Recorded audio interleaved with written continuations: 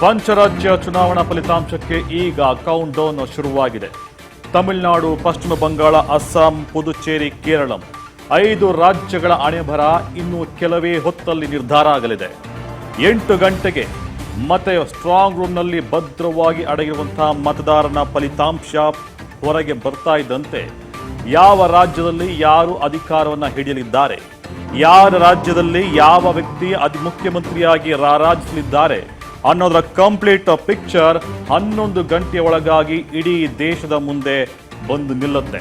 ಹಾಗಾದ್ರೆ ಕೇರಳ ಮೇಲೆ ಅಸ್ಸಾಂ ಅಧಿಕಾರ ಚುಕ್ಕಾಣಿ ಹಿಡಿಯುತ್ತಾ ಬಿಜೆಪಿ.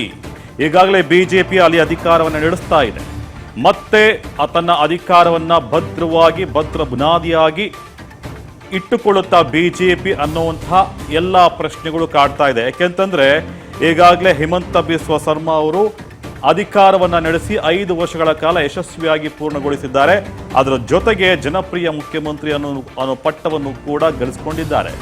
ಇನ್ನು ಇತ್ತ ತಮಿಳುನಾಡು ಹೈ ವೋಲ್ಟೇಜ್ ಕಣವಾಗಿ ಮಾರ್ಪಟ್ಟಿದೆ. ಬಿಕಾಸ್ ಆಫ್ ಆಕ್ಟರ್ ಕಮ್ ಈಗ